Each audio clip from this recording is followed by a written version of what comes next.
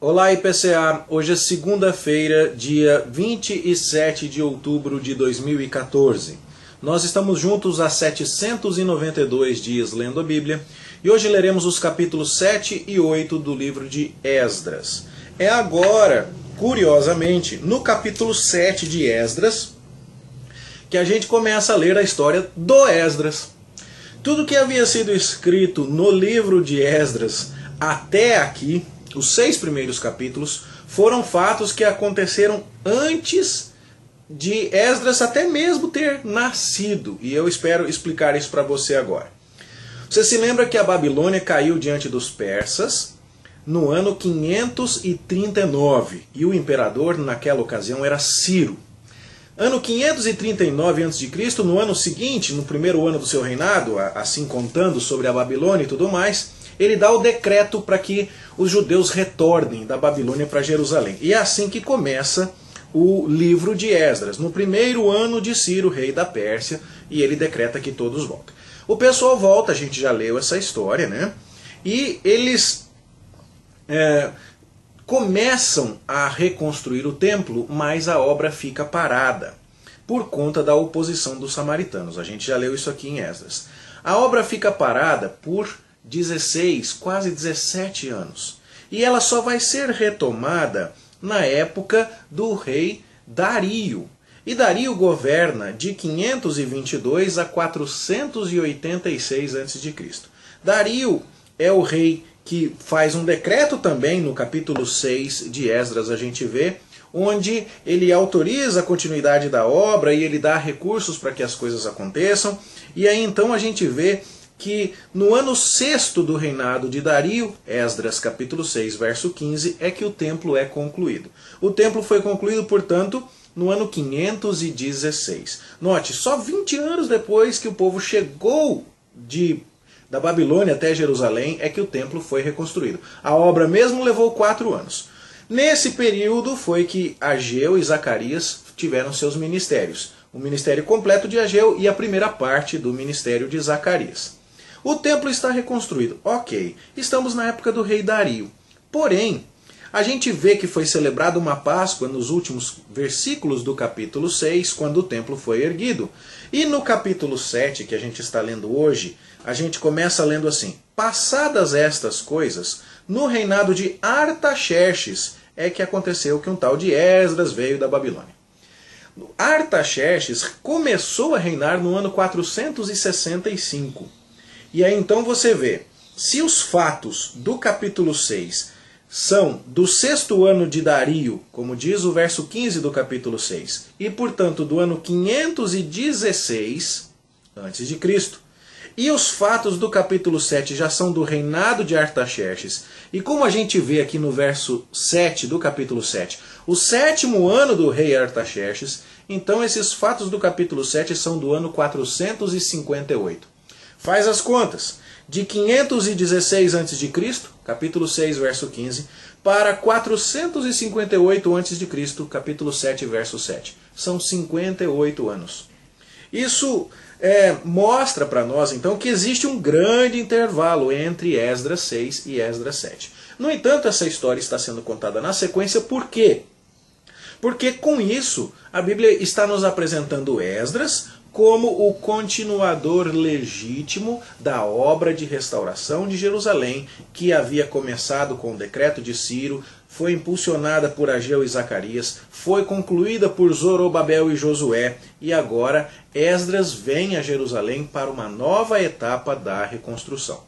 Foi entre esse período que está aqui omitido, digamos assim, entre os capítulos 6 e 7, que aconteceu a história de Esther no reinado de Xerxes, um rei que nem foi mencionado aqui. Entre Dario, do capítulo 6, e Artaxerxes, do capítulo 7 de Esdras, reinou Xerxes, que é o Assuero do livro de Esther, mas aqui no livro de Esdras ele nem aparece. Bom, então a gente agora sabe que o Esdras nasceu na Babilônia, porque ele vem da Babilônia para Jerusalém, e supondo que ele tenha sido relativamente jovem, ele certamente nasceu na Babilônia e muito provavelmente antes ou melhor, depois da construção, da reconstrução do templo. Então você imagina um homem que nasceu na Babilônia, mas que tem essa linhagem sacerdotal que é dita aqui. Esdras, que é filho de Seraías, filho de Zadok, filho de Finéias, que é filho de Eleazar, que é filho de Arão. Ou seja, a genealogia dele aqui é muito resumida. É claro que teve muito mais gente entre Esdras e Arão, né?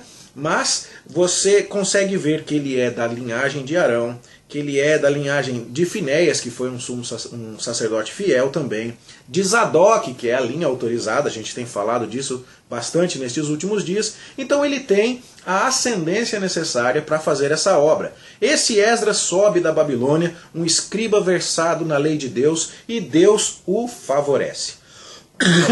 O verso 7 diz que vieram outras pessoas junto com ele. Do mesmo jeito que a gente viu lá em 1 Crônicas 9:2, no sábado, vieram com ele filhos de Israel, sacerdotes, levitas, cantores, porteiros e servidores do templo. A diferença é que lá em Crônicas estava se falando da primeira leva de gente que voltou para Jerusalém. Igual a gente vê nos capítulos iniciais de Esdras, a lista que vem aqui no capítulo 2 de Esdras. O pessoal que voltou primeiro. Essa primeira volta foi no ano 538. Essa segunda volta de gente é 80 anos depois, no ano 458, o 7º ano do rei Artaxerxes. Ou seja, com Zorobabel e Josué, 80 anos antes, voltaram muitas pessoas. 42 mil, segundo vai nos dizer lá, né, os versos finais do capítulo 2. Bom, agora volta menos gente. O registro dessas pessoas está ali no capítulo 8, dá em torno aí de 1.500 pessoas. Mesmo assim, é bastante gente. E elas voltam com Esdras, um sacerdote da linhagem araônica, zadoquista, alguém que nasceu no cativeiro, mas que tem a boa mão de Deus sobre ele, de tal forma que ele obtém o favor do rei persa. Isso não é novidade, porque quando a gente olha para trás, a gente vê que os reis persas tinham essa política muito tolerante e muito bondosa para com as religiões de seus súditos. Tanto que Ciro deu um decreto mandando todo mundo voltar, deu dinheiro, deu tudo mais. No capítulo 6, a gente vê que Dario deu um decreto também para todo mundo voltar, embora, ocasionalmente, oposições tivessem se levantado por conta das intrigas dos inimigos, e a gente leu a respeito disso lá no capítulo 4. Lá no capítulo 4, inclusive, você deve se lembrar, senão a gente vai recapitular aqui, houve o registro de várias oposições dos inimigos dos judeus que faziam intrigas políticas para que os reis persas proibissem o prosseguimento da obra. E uma dessas oposições, diz o verso 7 do capítulo 4, aconteceu nos dias de Artaxerxes. E Artaxerxes deu uma resposta dizendo que a obra dos muros da cidade deveria ser interrompida. A gente já leu isso, já estudou.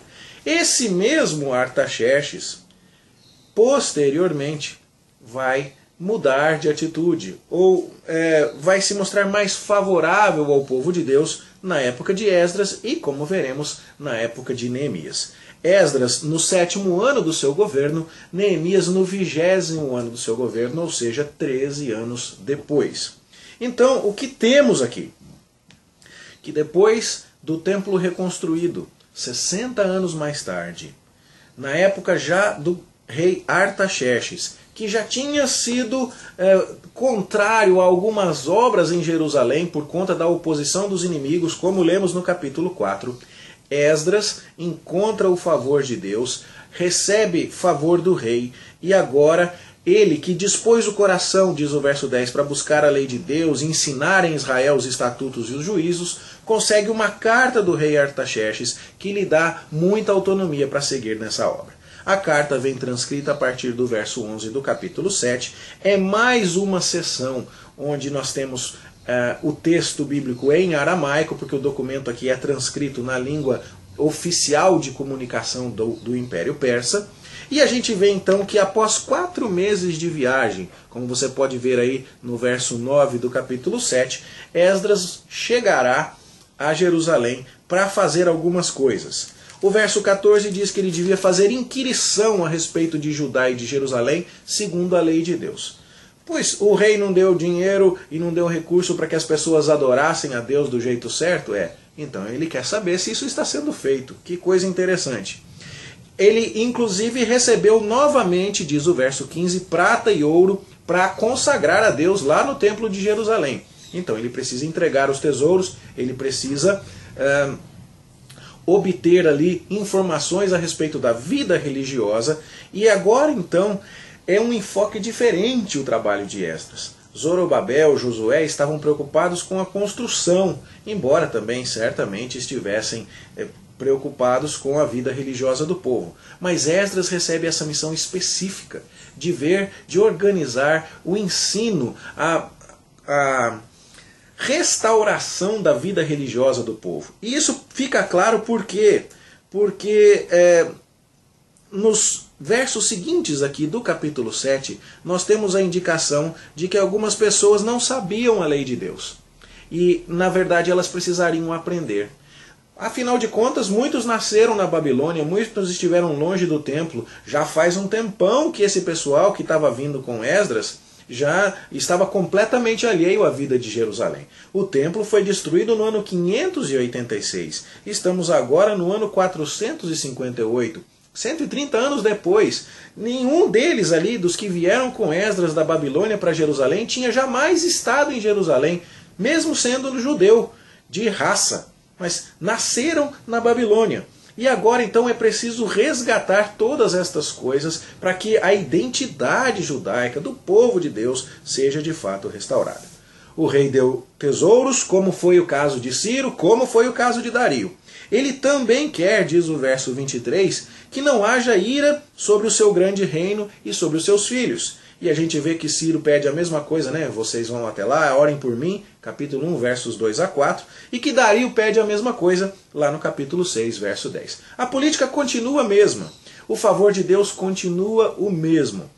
Na época de Ciro, Zorobabel e Josué voltam. Na época de Dario, o templo é reconstruído. Na época de Artaxerxes, Esdras é enviado no 7º ano e mais tarde Neemias é enviado no ano 20º. Tá certo? Os utensílios que foram dados pelo rei, verso 19, podem até representar, menos provavelmente, alguns utensílios remanescentes do templo que ainda tinham ficado por ali, ou mais provavelmente representar novas ofertas em objetos de ouro, de prata, que foram entregues para o serviço do templo. E você vê então que mais uma vez Deus está mexendo corações para a restauração da sua casa. Até é muito interessante comentar que esse rei Artaxerxes, porque ele dominava muito e o seu império era muito grande, alcançava muitas nações, ele se deu o título de Longímano. Longímano quer dizer mão longa, quer dizer que a mão dele chega lá longe. E no entanto Esdras, de maneira muito sutil aqui, nos versos 27 e 28, diz: Bendito seja o Senhor, Deus de nossos pais, que deste modo moveu o coração do rei para ordenar a casa do Senhor que está em Jerusalém, que estendeu para mim a sua misericórdia, taranana, assim me animei segundo a boa mão do Senhor meu Deus. Esdras dá, com luva de pelica aqui, um tapa na autocompreensão enganada do rei Artaxerxes. Artaxerxes, porque governava sobre muitos reis, vai dizer no verso 12, na carta que escreve, que ele é o rei dos reis. E Esdras vai dizer, não, Deus é que move o coração desse rei aí. Do mesmo jeito que a gente leu lá no começo do livro, quando Deus é que moveu o coração de Ciro, rei da Pérsia, para fazer o que lhe convinha. Mas Esdras também diz aqui que foi segundo a boa mão de Deus que ele conseguiu reunir gente, que ele conseguiu animar o coração e voltar para Jerusalém. Ou seja, a mão de Artaxerxes era longa, ele era o longímano, aparentemente a sua mão coordenava tudo, porque ele era o rei dos reis. Mas Esdras diz, não, o Deus, o Senhor Deus de nossos pais, ele é quem colocou a mão sobre mim, ele é quem manda, ele é quem me conduz. Muito bonito. Assim chegamos ao capítulo 8, onde é apresentada a lista das pessoas que voltaram com Esdras. E numa primeira contagem que ele fez, ele percebeu que não havia muitos levitas. E ele mandou então que fossem buscados homens que tivessem habilidades relacionadas ao templo, ou fossem instruídos nisso. É claro que nenhuma daquelas pessoas tinha nascido em contexto com o templo, já tinha jamais visto o templo em pé, mas a tradição deveria estar viva neste povo que ainda estava lá na Babilônia e que não tinha voltado com a primeira remessa de gente que veio 80 anos antes. Então agora Deus está fazendo através de Esdras mais um despertamento agora. Vamos voltar, vamos reconstruir o templo. E são levantados aqui então homens que tinham esse treinamento, que tinham esse histórico familiar, essa tradição, para voltarem para o serviço da casa de Deus. O próprio Esdras era um escriba versado na lei, apesar de nunca ter realizado isso de maneira prática e concreta. Mas ele tinha, ao menos, a teoria. Bom, Esdras apregou um jejum reunindo as pessoas para que Deus seja favorável a esta missão. E ele está tão convencido de que Deus vai protegê-lo nessa obra que ele nem mesmo pede proteção militar ao rei. Eles estão levando grandes quantidades de ouro e prata. As pessoas poderiam ser assaltadas pelo meio do caminho por uma força, um exército um pouco maior, apesar de serem um grande grupo. Mas ele resolve não pedir proteção extra para o rei, porque ele estava dizendo o tempo inteiro que Deus estaria com ele nessa empreitada, e isso não faria sentido diante do rei. Ele então jejua, e Deus de fato lhe concede essa proteção. Ele chega a Jerusalém, como a gente vê a partir do verso 24 do capítulo 8, entrega aqueles objetos, descansa por 3 dias, uma viagem de 4 meses, não era brincadeira, e na sequência oferece sacrifícios e tudo mais, e agradece a Deus, porque até aqui as coisas estão andando bem. Deus moveu o coração de Artaxerxes, que já tinha sido contrário antes, já tinha mandado parar a obra dos muros em tempos anteriores. Mas agora Artaxerxes dá ofertas, manda que Esdras verifique a condição da obediência a Deus ali, pede que orem por ele, intercedam por ele, para que não haja ira de Deus sobre os seus filhos. Esdras consegue reunir 1.500 pessoas, chama levitas, jejua, faz uma viagem de 4 meses, chega lá, oferece sacrifícios. Até aqui, tudo muito bem. Mas até aqui. Amanhã a gente vai ver que as coisas que Esdras encontra lá em Jerusalém são preocupantes e ele vai precisar tomar providências drásticas. Mas, em tudo isso, o que temos de lição para nós aqui nos capítulos 7 e 8 é que quando estamos dispostos a fazer a vontade de Deus, a buscar a sua presença, a estudar a sua lei, a servir na sua obra, Deus certamente nos abençoa e nos faz encontrar favor. É isso que teríamos a compartilhar com você. Desejamos que você tenha um bom estudo, uma boa leitura. Amanhã a gente se encontra para prosseguir, se Deus quiser. Até lá.